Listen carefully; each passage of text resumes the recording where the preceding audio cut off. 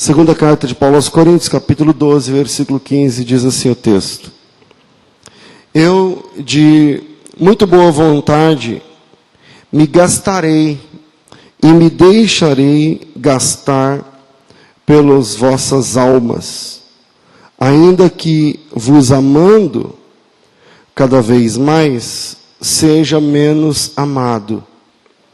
Eu, de muito boa vontade, me gastarei e me deixarei gastar pelas vossas almas, ainda que, amando-vos cada vez mais, seja menos amado. Amém. Hoje eu queria falar sobre a realidade do chamado de Deus. A realidade do ministério. A realidade daquele que Deus chamou para a obra. Estrategicamente, eu estou falando para aqueles que estão com o coração dentro da obra de Deus. Então, a gente está aqui hoje como igreja. Na igreja do nosso tempo, existem aqueles que servem.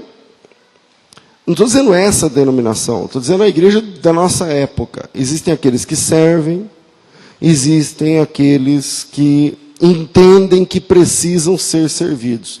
Eu não estou falando que aquele que serve também não precisa dos serviços. Mas eu estou falando que tem um tipo de gente, eu não sei se foi aqui ou em São Paulo, que eu estava falando sobre o pessoal que saiu do Egito. Foi aqui, não foi? Dias atrás, que aí eles viram que o Deus funcionava e aí eles começaram a seguir o povo de Israel, mas não porque eles amavam Deus, porque eles viram que o Deus lá no Egito fez um monte de coisa e tudo que Deus falava funcionava. Enfim, a igreja do nosso tempo tem pessoas que servem e tem pessoas que querem ser servidas. Mas eu não estou fazendo uma crítica àquelas pessoas que num determinado período precisam de fato ser socorridas. Eu mesmo faço atendimento pessoal, pastoral, não é? A nossa igreja tem uma certa presença social, faltou comida, a gente vai lá e tal, roubaram o carro do irmão, a igreja juntou, demos um carro para o irmão, roubaram a moto, vamos lá, compramos outra moto, e a gente clínica e investe. Eu não estou falando de servir neste sentido. Nesse sentido a igreja tem de servir mesmo. Mas existem aqueles que entendem que sempre precisam ser servidos. O tempo todo e em todo o tempo. Tá certo? E qual é o perfil das pessoas que querem ser servidas? Bom, aquelas que sempre usufruem dos ministérios sem nunca oferecer ajuda. Sem nunca oferecer ajuda. Então, qual é o perfil das pessoas que querem ser servidas? Aquelas que sempre usufruem dos ministérios, mas nunca oferecem ajuda. Nunca oferecem ajuda. Agora mesmo estou falando para a mulherada vir da cozinha para cá, só que é meia dúzia que trabalha na cozinha. O resto participa. É meia dúzia que trabalha na limpeza, o resto participa. É meia dúzia que dobra o joelho para orar, o resto pede oração. Então, 3 ou 4 que carrega o peso e o resto é um peso para carregar. Então é uma conta que não fecha. Qual é o perfil das pessoas que querem ser servidas? Bom, aquelas que utilizam os serviços, mas sem nunca colaborar com nada. Sem nunca colaborar com nada. Aquelas pessoas que entram na igreja procurando. Eu estou procurando aqui como são as acomodações, a poltrona, a cadeira. Agora não é mais poltrona, no outro prédio era mais legal, nossas acomodações, aqui ficou pior, o quesito cadeira, né? As cadeiras, elas são confortáveis ou dói as costas? Ou dói a perna? Tem gente que vem procurando como é o serviço. Como é que é o serviço de som dessa igreja? Será que ele é muito alto? Será que ele é muito baixo? Como é que o meu filho vai ser tratado? Aonde que levaram o meu filho? Lá tem ar-condicionado ou não tem ar-condicionado? Tem giz de cera? Não tem giz de cera? Como é que funciona? Então tem gente que entra na igreja procurando como é o pastor. O pastor é estudado ou ele é um curioso? Ele conhece mesmo o que ele está falando ou ele reproduz sermão da internet? o pastor ele passa do horário ou não passa do horário, né? Quantos estão agora de serviço para que você cultue ao Senhor? E tem gente que vem procurando isso. Tá, enquanto eu fico aqui louvando e exaltando, quem está olhando meu carro?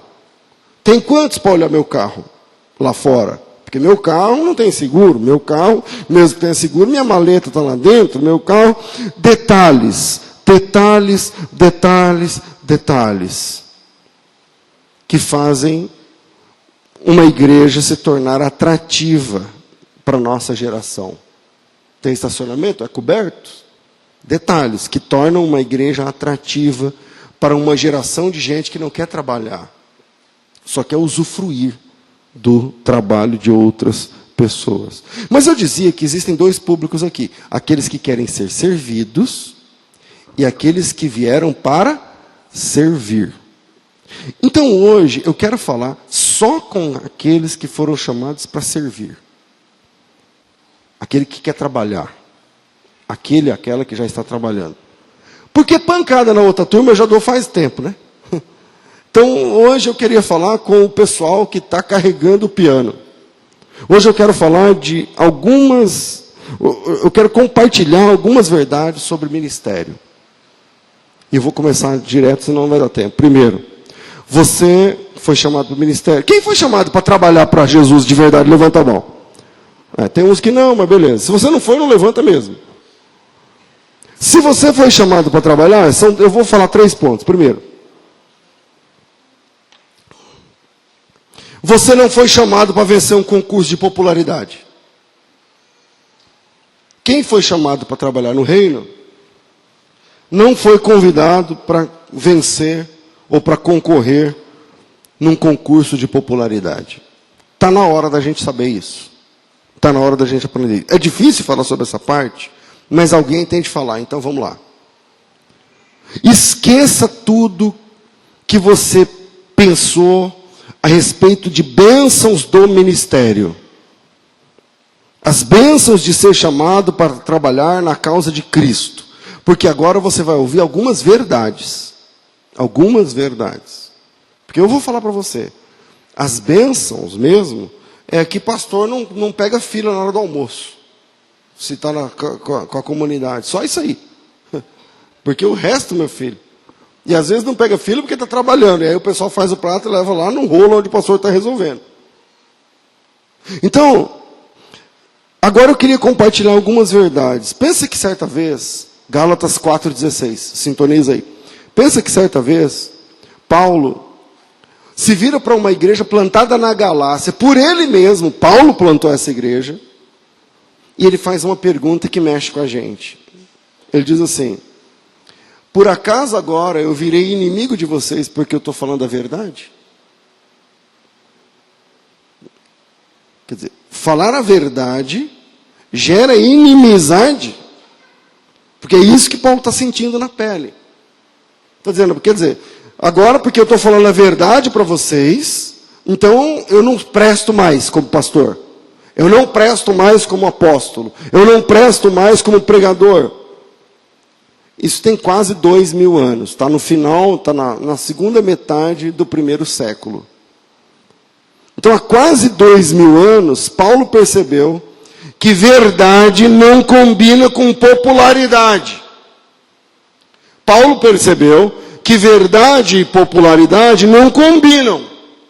E aí você tem que escolher, se você foi chamado para o ministério, então você é do time da verdade ou da popularidade? Qual é o palpite de vocês?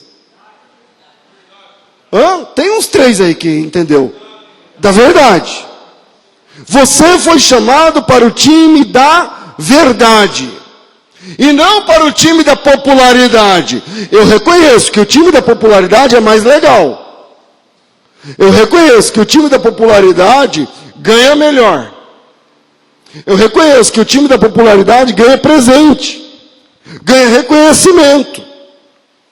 Mas nós não fomos chamados para ganhar presente, aplauso, reconhecimento. E nem popularidade. Pastor, o senhor está dizendo que o crente, verdadeiro, genuíno. Ele tem que ser um João Batista, ele tem que ser um carrancudo. Não, eu não estou dizendo que tem que ser assim. Não estou dizendo que tem que ser assim. Eu só estou dizendo que se você foi chamado por Deus, não dá para negociar a verdade. A verdade, o tempo todo e em todo tempo, pronto e acabou.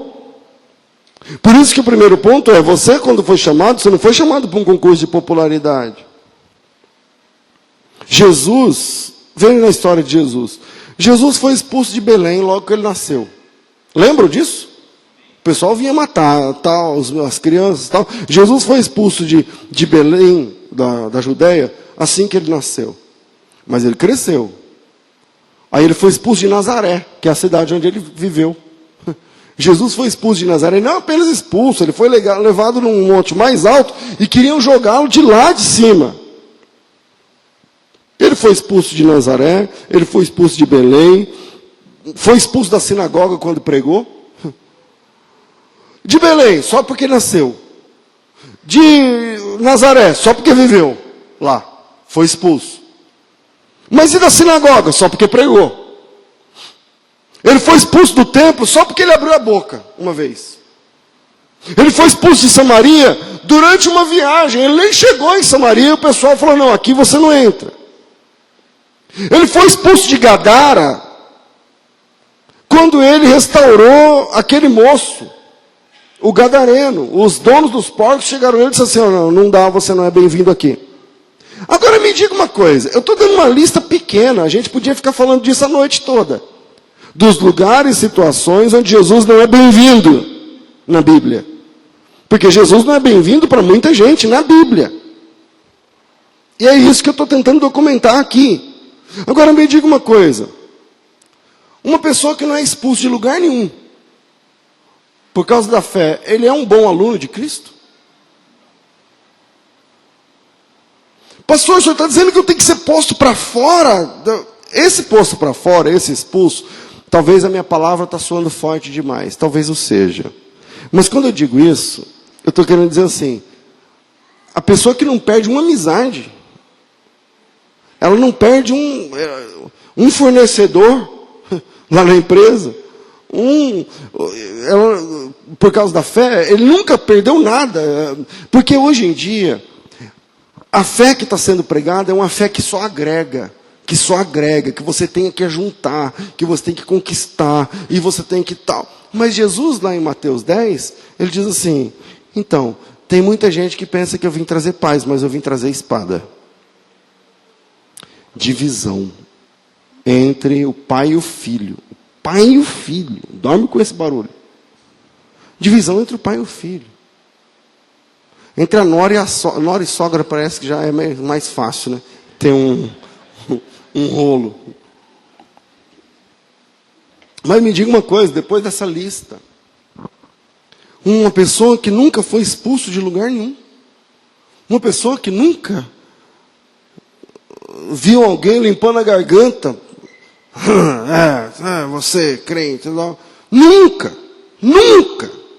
Mas nunca. Essa pessoa é um bom aluno de Cristo? Não. Não é um bom aluno de Cristo. A obra de Jesus, o nome de Jesus, o chamado de Jesus, quer a verdade? Você quer a verdade? Isso nos torna persona não grata. Esse persona não grata é uma pessoa que não é benquista, não é querida, não é bem-vinda, em vários ambientes e para várias pessoas. Aí eu me lembro agora, de 20 anos atrás, quando eu aceitei a fé, e aí eu fui falar para minha avó, a mãe da minha mãe. Minha avó ainda é viva, graças a Deus. E aí, essa outra avó. Vocês conheceram uma avó minha que já faleceu, mas a outra ainda é viva. E aí, ela falou para mim desse jeito, e isso marcou muito para mim, porque eu era adolescente. Foi forte. Ela disse assim, olha, eu preferia ver você morto num caixão do que ver você... Lá falava assim, passando para a lei dos crentes. Lá tinha esse jeito de falar. Quando alguém se convertia, passou para a lei dos crentes. Aí a minha avó falou isso, que preferia me ver no caixão e tal, não sei o que. E na época eu fiquei muito triste. Mas agora, enquanto eu preparava esse sermão, eu me lembrei disso. Eu falei, ixi, então eu comecei cedo. Porque eu comecei na minha casa. Eu comecei com o pessoal ali que eu mais amo. Então, a obra de Jesus, o nome de Jesus, não combina com alguns ambientes. Não combina com algumas amizades. Não combina com a sua estadia em alguns eventos, em algumas situações sociais, em alguma coisa. Não combina. E quando você chega, você traz a verdade. Quando você chega, você traz a luz. E quando você chega, você salga. E você já viu quando você joga sal em cima de um sapo, de uma lesma, o que vira? Não é confortável. Quando a luz chega, a pessoa, tem gente que vai e se habitua. Eu falo, não, eu entendi, agora ficou melhor. Na hora dói, mas agora ficou melhor. Mas tem gente que corre. Tem gente que te espanta, tem gente que vai para cima de você. Você já leu com calma João capítulo 9? Coloca aí na sua Bíblia. João capítulo 9. O assunto é o seguinte. Jesus está caminhando, aí vem um rapaz. Isso nunca tinha acontecido antes.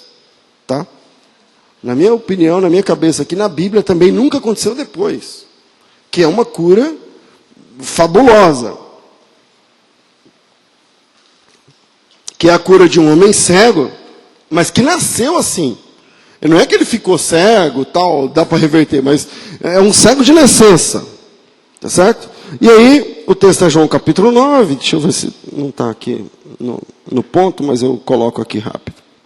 E aí, pronto. Bom, o que acontece lá em João capítulo 9? Jesus está andando, aí vem o pessoal, ele nasceu cego, como é que é? Quem pecou, ele ou seus pais para que nascesse cego? Acho que é o versículo 1.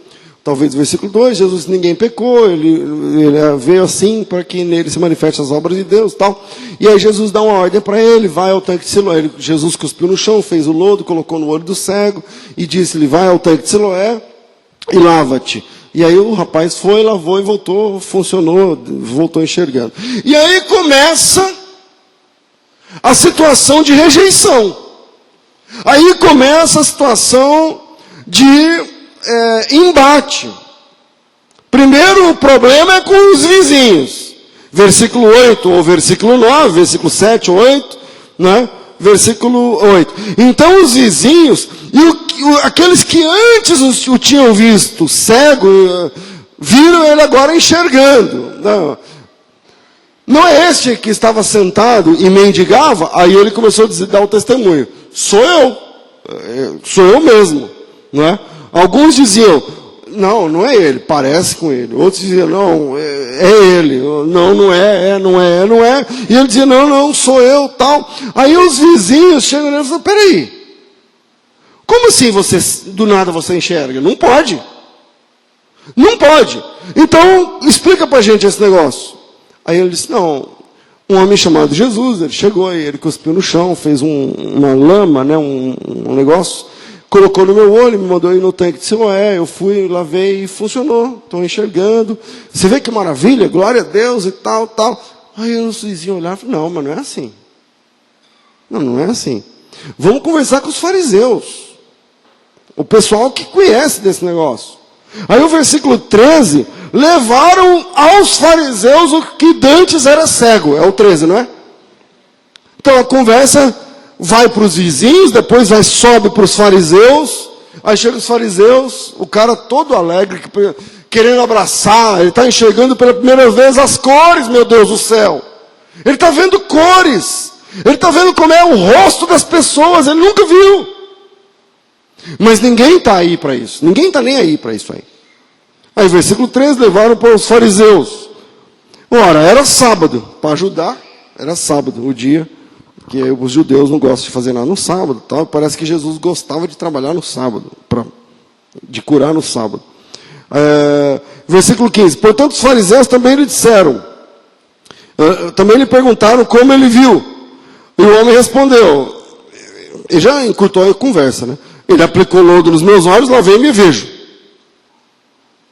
Aí, na sequência, alguns fariseus diziam, esse homem não é de Deus. Jesus, né? O homem que fez isso aí não é de Deus. Porque não guarda o sábado. Como ele pode curar uma pessoa no sábado? Ele trabalha curando e ele trabalha no sábado. Mas outros perguntavam, mas como pode um pecador fazer um sinal desse tamanho? Porque o rapaz ele nasceu cego, não é? De modo que havia dissensão entre eles. E aí, finalmente, tornaram a perguntar ao cego, que nessa hora não é mais cego, né? Na verdade, mas está aí no texto. Tornaram a perguntar ao cego, e você, o que você diz a respeito de quem te abriu os olhos? E aí o ex-cego diz assim, para mim é um profeta. Eu acho que ele é um profeta, daqueles igual da antiga aliança, que é profeta. Versículo 18. Aí os judeus não acreditaram que ele tinha nascido cego, enquanto não chamaram os pais. Então dos vizinhos passa para os fariseus, e aí ele conta a história de novo, a mesma história dos vizinhos ele conta para os fariseus, não funciona, e agora chama os pais. Versículo 18. Aí no 19, perguntaram, esse é vosso filho? É esse que vocês dizem ter nascido cego? Como que ele vê agora? Aí os pais, olha, a gente sabe que ele é nosso filho, a gente também sabe que ele nasceu cego. Agora, como ele está enxergando, eu estou vendo que ele está enxergando, mas como ele está enxergando, a gente não sabe. A gente não estava lá, não é com a gente isso daí. Ele já é adulto, pode perguntar para ele. Mas aí entra a chave desse assunto que a gente está tratando aqui.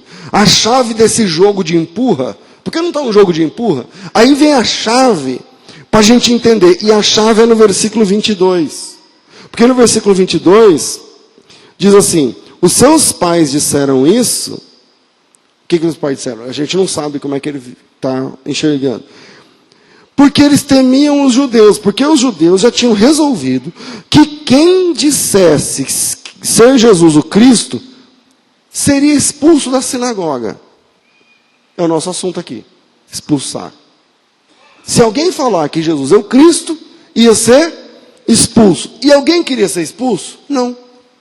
Ninguém queria ser expulso. E aí os pais, no jogo de empurra, quando a bola caiu no pé do pai, o pai tocou do lado e falou, não está comigo. Não está comigo. Ele já é adulto, pergunta para ele e tal. Por quê? Porque os caras não querem ser expulsos. E aí o jogo de empurra continua, versículo, a gente parou no 22, versículo 24. Chamaram pela segunda vez o homem, segunda vez pelos fariseus, já tem o dos vizinhos, a situação toda, o que tinha sido cego, e aí disseram para ele assim, ó, dá glória a Deus, tipo assim, isso não tem nada a ver com Cristo, com Jesus, dá glória a Deus, o Pai, que está lá no céu, que não veio aqui, que não tem nada, porque nós sabemos que esse homem é pecador, então, inegavelmente tem uma cura para a gente administrar, né? Você foi curado, parece que todo mundo fala, os vizinhos estão falando, seus pais estão falando, você está falando, todo mundo está falando. Então, o olho do cara nasceu fechado, ele nasceu sem enxergar, agora enxerga, e quem fez a cura foi Jesus. Mas aí eles disseram, não, Jesus não, dá glória a Deus, porque nós sabemos que esse Jesus é um pecador, tudo bem? Aí o cego falou, rapaz, se ele é pecador, eu não sei, porque eu nunca convivi com ele, nunca andei com ele, eu conheci ele hoje.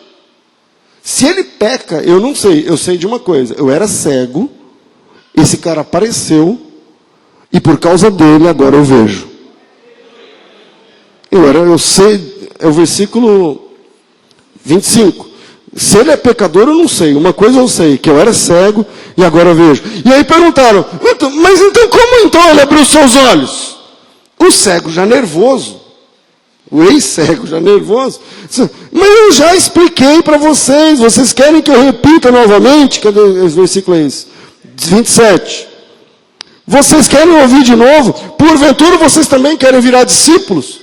Aí o pessoal dá aquele pulo para trás, discípulo nós, discípulo dele é você. Nós somos discípulos de Moisés. Discípulo dele sejas tu. Nós somos discípulos de Moisés. E aí, estou meio perdido aqui no... 29. Agora o 30. Aí o homem respondeu, isso aí é espantoso, porque vocês não sabem de onde ele é, porque no versículo 28 diz assim, Moisés nós sabemos quem é, de onde veio e tal, mas esse, porque Jesus ele é um carpinteiro, lá da periferia, né, na verdade. E aí, mas esse a gente nem sabe de onde veio, e aí o 29 ele diz assim, então, o 30, isso é espantoso, vocês não sabem de onde ele veio, e ele me abriu os olhos, e ele me curou. Foi ele que me abriu os olhos. Nós sabemos que Deus não ouve pecadores, quem está falando é o cego, o ex-cego. Nós sabemos que Deus não ouve pecadores, ele ouve homens que são tementes a Deus e fazem sua vontade. Jamais se ouviu dizer de alguém que tenha aberto os olhos de um cego de nascença. Se este não fosse de Deus, nada poderia fazer. 34, foco no 34 aí. Disseram eles, tu és todo nascido em pecados e nos ensinas a nós, e o expulsaram. Agora, o cara foi de fato expulso. Lógico que ele ia ser expulso. Ele está defendendo a fé cristã o tempo todo. Ele está falando de Cristo o tempo todo. Ele não está com vergonha, com medinho. O que vai ser? O pai dele e a mãe dele é um casal de frouxo. Você está entendendo? O pai dele é frouxo, mas ele, não. O tempo todo, dá glória a Deus, porque ele é pecador. Ele é pecador, mas foi ele que me curou. Não, mas nós sabemos que... Ele disse, não, Deus ouve pecador? Não, Deus ouviu ele. Então ele é pecador? O tempo todo ele tá se expondo, correndo o risco de ser expulso, aliás, o foi, mas para glorificar a Cristo o tempo todo. Você está pronto ou está pronta para ser expulso, meu irmão? De algum lugar? De alguma estrutura? Você está pronto ou pronto para ser colocado para fora de uma amizade? De um trabalho? Pastor, mas é meu ganha-pão. Você está pronto para ser colocado para fora do seu ganha-pão e depender da cesta básica nossa aqui um pouco? Porque é isso, pessoal. Essa é a verdade do Evangelho. Bem-vindo à realidade da fé. E o versículo 35 é lindo. Jesus ouviu que o tinham expulsado e o encontrou e disse... Quando Jesus viu que o cara foi expulso, que ele saiu da estrutura, aí do lado de fora da estrutura, lá fora do templo, lá fora do sacerdócio, lá fora da sinagoga, lá fora, quando ele não tinha mais a carteirinha, quando ele não tinha mais o crachá, quando ele não tinha mais o uniforme, quando ele perdeu, a Bíblia diz que Jesus encontrou ele lá fora, depois de ser expulso. Eu não quero espiritualizar o texto, mas parece que Jesus espera aqueles que para glorificar o nome dele são expulsos de alguma estrutura. Parece que Jesus espera para falar com gente só depois que a casa cai, para que o nome do Senhor seja glorificado. É isso que está acontecendo no texto. Do lado de fora da estrutura, Jesus está lá esperando o cara. E aí, a casa caiu? Caiu. Te expulsaram? Expulsaram. Te colocaram para fora? Colocaram. Então quer dizer que agora você não tem mais nenhuma ligação com eles? Não. Quer dizer que agora você não tem mais nada a ver com essa estrutura? Não. Então você está livre disso tudo. Aí o cego, é um outro jeito de ver. Eu não tinha parado, para mim eu tinha sido expulso. Para mim é só uma expulsão, eu estava mal, chateado e tal. Eu vou te falar rápido, porque a gente está no primeiro ponto, no começo do primeiro ponto. Como é que esse ex-cego termina? De joelhos, adorando a Jesus. Depois, ouvindo Jesus que o tinha expulsado, o encontrou e disse, crês tu no Filho do Homem? E ele perguntou, quem é ele, Senhor, para que nele creia? E Jesus respondeu, tu já ouviste, e é esse que fala contigo. E disse-lhe o homem, creio, Senhor, e o adorou. Você já experimentou? Você já teve a experiência de adorar a Jesus depois de uma perda? A experiência de louvar a Cristo depois de você ter sido exposto pelo nome de Cristo? Eu já. E é uma adoração que vale a pena. Então, continuando. A história vocês conhecem, a verdade é que quem quer seguir a Cristo acaba sendo expulso de alguma estrutura. Meus irmãos, eu não estou falando que se você é crente você tem que ser mal educado. Não é isso que eu estou falando. Que você tem que ser grosso, que você tem que ser um sem noção na vida. Não, pelo amor de Deus, não é isso. O pastor César falou que a gente tem que sair chutando o que for. Não é isso que eu estou falando, não. Não é isso que eu estou falando, não. Ame sua família. Ame os seus. Fale com jeito. Seja um crente legal, um crente gente boa. Seja uma pessoa amorosa. Seja uma pessoa de fácil convivência. Leia Romanos 12, 18 de vez em quando. Lá está escrito assim, ó. Se possível, no que depender de você, tenha paz com todos os homens. Não negocie a fé. Não negocie Cristo. Mas no que é possível, tenha paz com a tua sogra, com a tua mãe, com a tua avó, com o teu vizinho, com o teu patrão, com o teu funcionário, com o seu tio, com o teu primo, com o pessoal do Facebook, com a tua rede de relacionamentos, com o teu network, não sei, não. Se possível, não negando a fé, tenha paz com todos os homens. Não negocie tua fé. Não venda Jesus. Não venda teu Salvador. Não negue a Cristo. Mas, no que for possível, seja um crente legal. Uma geração, a verdade é que uma geração que vive em pecado. Uma geração que ama coisas que Deus odeia. E que odeia coisas que Deus ama, nunca vai ser amiguinha dos homens de Deus e das mulheres de Deus. Eu vou repetir. Uma geração que ama coisas que Deus odeia e odeia coisas que Deus ama, nunca vai ser amiguinha dos homens e mulheres de Deus. Não dá. Não dá. Foi domingo que eu falei que ninguém pode servir dois senhores, o tema? Foi, não foi? Pronto, é um pedaço da pregação de domingo. Ninguém pode servir dois senhores. Com isso eu estou te dizendo que para servir a Cristo de verdade, para servir a Jesus de verdade, você vai perder algumas amizades. Porque você é chato? Não, porque eles não vão entender. Eles não vão entender que aquela velha criatura morreu.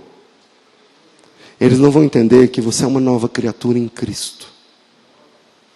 E que Deus colocou na tua boca um novo cântico. E que Deus colocou na tua boca novas línguas. E que Deus colocou em você um novo coração. E que Deus colocou em você um novo sentimento. E que Deus colocou em você novas metas. E que Deus colocou em você novas atitudes. E que Deus fez de você um novo homem, uma nova mulher. Eles não vão entender.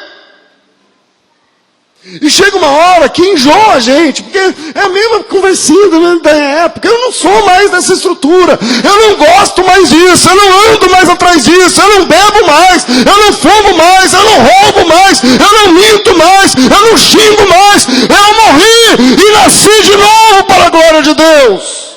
Essa é a verdade.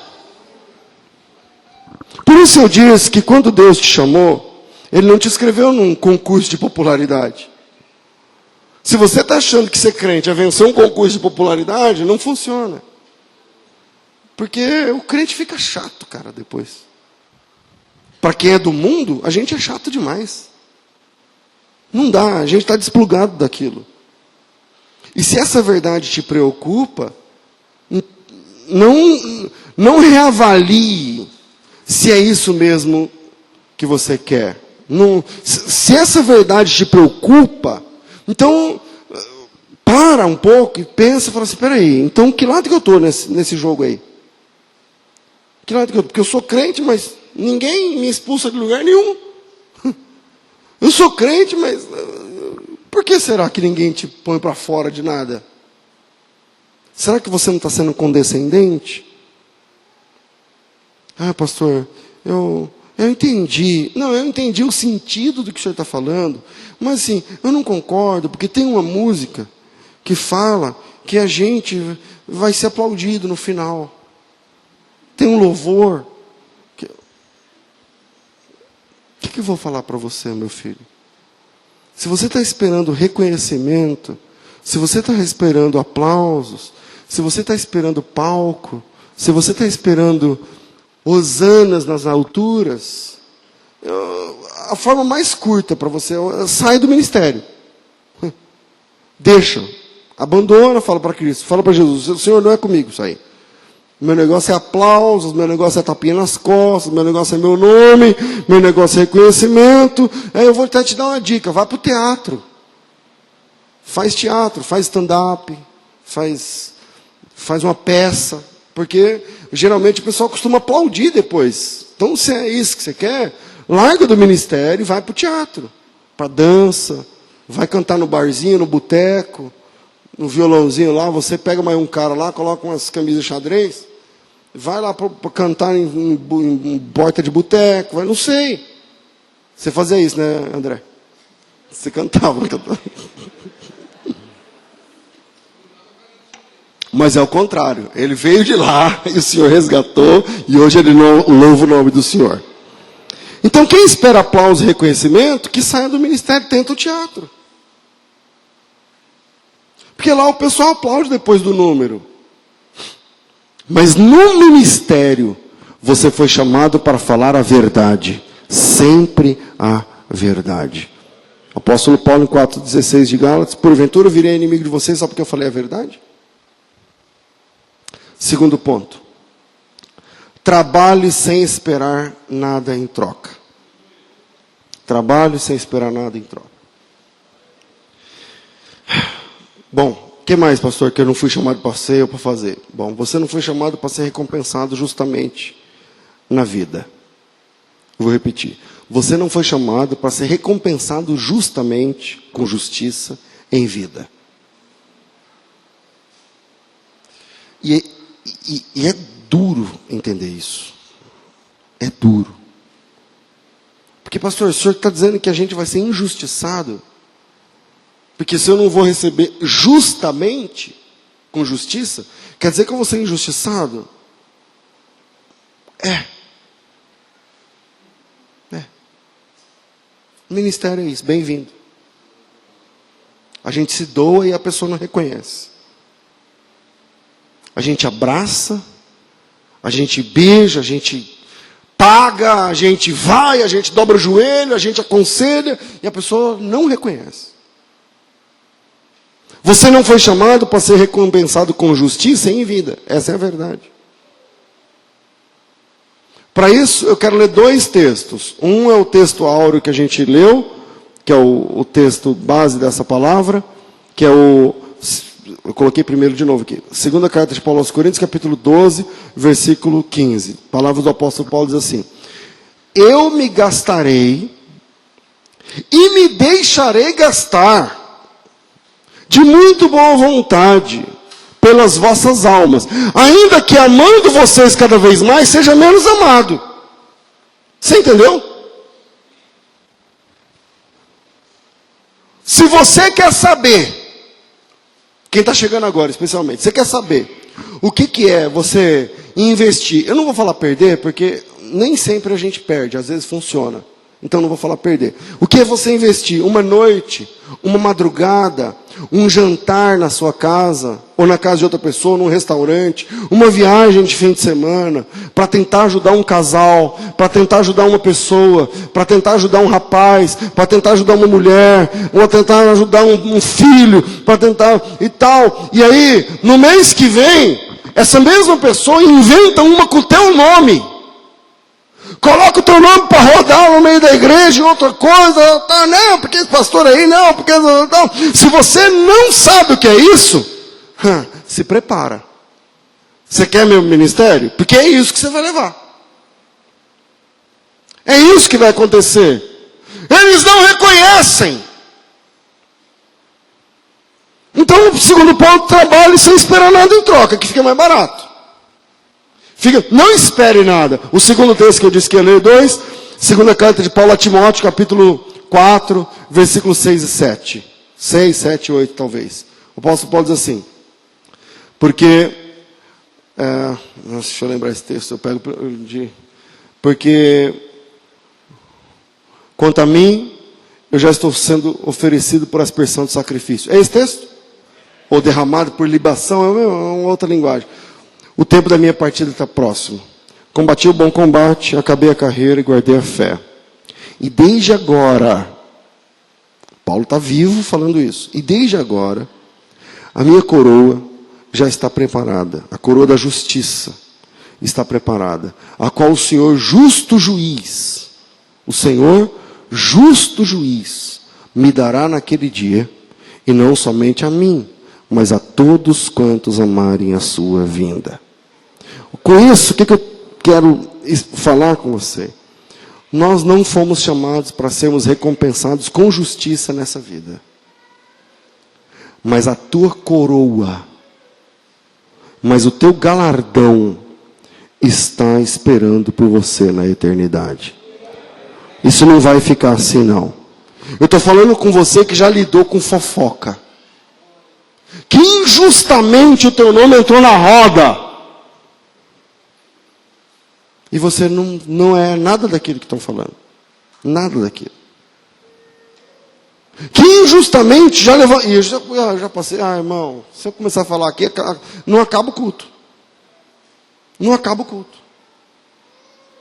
E o que eu tenho a dizer para você é o seguinte: combata o bom combate, termina a carreira, guarde a fé, porque a tua coroa está guardada com Cristo em Deus, a quem o Senhor vai entregar na sua mão naquele dia, e não somente para você, para mim, o apóstolo Paulo, mas a todos quantos amarem a sua vinda. Não trabalhe esperando nada em troca aqui.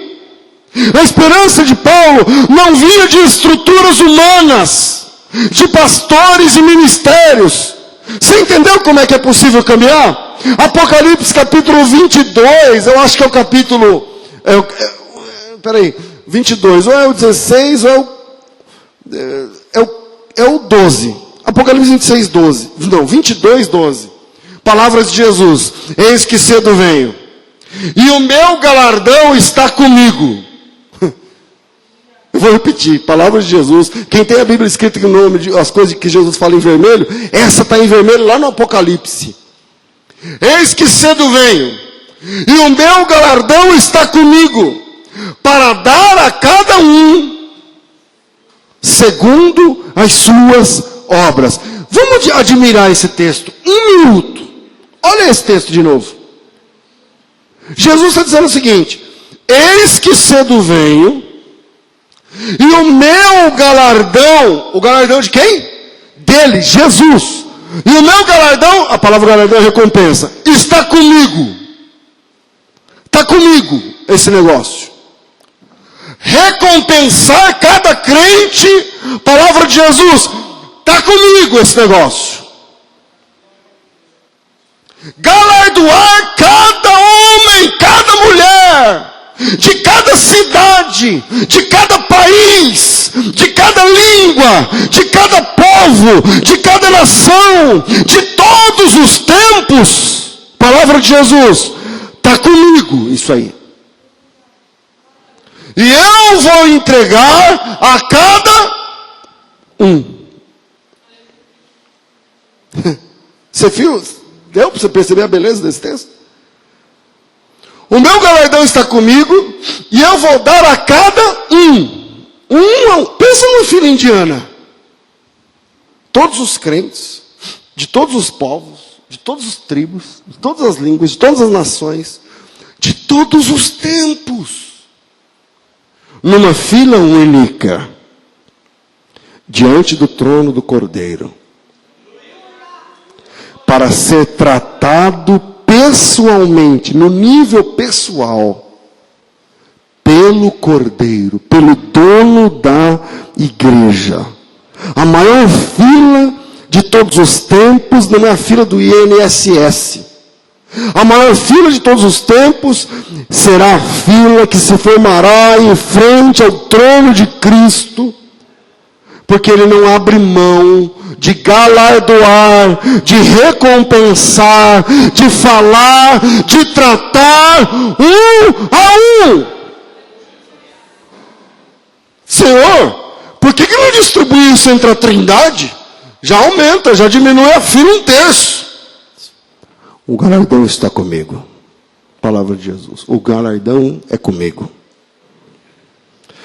Não, então foi o seguinte, divide com os pastores das igrejas, porque os pastores sabiam quem eram os crentes, né? E aí, não, eles não sabem. Eles não sabem quem eram as pessoas. Só eu sei galardoar de forma justa. O meu galardão está comigo. Aleluia. Distribui com os anjos, então, já que os homens são falhos. Os anjos! Não. O galardão é comigo. Eu vou entregar a cada um. A gente tem a eternidade inteira. E eu vou falar com cada um. Um por um. Dá, sei lá, para os querubins. Lá tem 4 querubins, pelo menos. Não. Eis que cedo venho. E o galardão está comigo. Olha aqui para mim. Talvez eu sou um pastor que já lhe fiz injustiça. Talvez a nossa igreja já lhe causou injustiça. Talvez você já foi injustiçado em outra igreja, outro ministério. Não sei por onde você andou. Eu não sei. Mas quando você se sentir assim, abra em Apocalipse 22:12. E sinta que o Cordeiro está pronto para recompensar cada injustiça, para reparar cada erro que foi cometido. Eu cedo venho e a recompensa é minha. A recompensa está comigo e eu vou galardoar cada um segundo as suas obras. Porque no ministério, você serve pessoas ingratas. Pronto, falei. Ministério, a gente serve pessoas ingratas. Pastor, com que frequência? Quem assistiu o filme, como é que responde? Quem assistiu o filme responde como? Todo tempo. A gente serve pessoas ingratas, pastor, com que frequência? O tempo todo. Não são todas as pessoas, não é o tempo todo. No ministério você serve pessoas que não te respeitam. Essa é a verdade. Pode ser que na sua frente, se você for um pastor sério como eu, se você for uma pessoa que... Aí lá na sua frente a pessoa... tudo bem? Então, não sei o que e tal. Meu irmão, mas depois que vira as costas. Não se engane. Não se engane. No ministério você serve pessoas que não se interessam por nada espiritualmente. É ou não é a verdade? Você está ali orando, chorando, gemendo, suando, derramando lágrimas, suor e sangue. E o cara quer ir no carnaval. Você fala assim, carnaval? Você não aprendeu nada, então você não entendeu ainda. Aí você está ali trabalhando, tal. Aí tem um choramingando, você vai ver, meu irmão, o que está acontecendo? Qual é o motivo de oração? Não, porque não sei quem não me reconheceu. Então, você está pensando em você ainda até hoje. Você não entendeu? Você não entendeu? Você está pensando em você ainda. E eu devo dizer que isso cansa. Lidar com isso o tempo todo cansa. Mas essa é a verdade. No ministério, não espere nada em troca. Não espere nada em troca. Eu me lembro de um testemunho que eu ouvi pela boca do Ed René uma vez. Diz que tinha um casal de missionários que partiu para o campo e ficou no campo durante 40 anos. Envelheceram, se desgastaram, lá no campo montaram igrejas, construíram igreja, escola, creche lá na África, e ficaram muito conhecidos lá e tal, mas chegou a hora de aposentar, 40 anos de trabalho, e agora eles estão velhos, 70 e poucos anos, voltando para casa, estão cansados, vão curtir a aposentadoria da associação missionária, vão morar na vila de missionários, e no avião voltando, pensando, nós estamos voltando 40 anos depois, porque antigamente não dava para ficar indo e voltando, né? Estamos voltando 40 anos depois. Como será que nós seremos recebidos quando a gente chegar em casa? Aplausos, músicas, a igreja, né? Imagina como aquela menina que a gente tal, agora tem 40. e fulano, e Beltrano, e tal, e o pastor fulano, e a filha de Beltrano, e como é que vai ser, e quando a gente chegar, e como, o que eles vão, a gente vai viver dando conferências nas igrejas, e tal, explicando como é que funciona a plantação de igreja na África, na Moçambique, não sei das quantas e tal, aí, naquela expectativa, não, quando a gente chegar em casa, quando a gente chegar em casa, o avião pousou, e aí, tinha uma festa no aeroporto, bandeira, bexiga, não sei o que lá. E aí ela cutucou ele e falou, ela falou para ele, aí, falei quando a gente chegasse em casa ia ter essa festa. E aí a festa não era para eles, era para um time de futebol que estava junto, no avião, no futebol americano.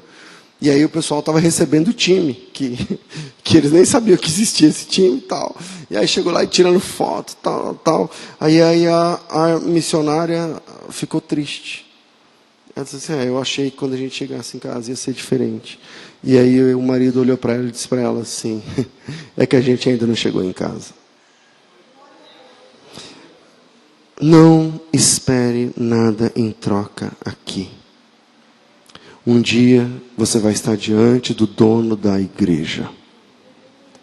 E lá você vai ser recompensado de uma forma que eu nunca pensei em te recompensar. De uma forma que o melhor pastor humano nunca pensou em te honrar. O nosso descanso não é aqui. Terceiro e último ponto sobre o ministério. O chamado nos ensina a lidar com a ingratidão. O chamado de Deus nos ensina a lidar com a ingratidão. Para esse último ponto, eu proponho um texto. Talvez agora vai ser um texto um pouquinho longo. Vamos lá.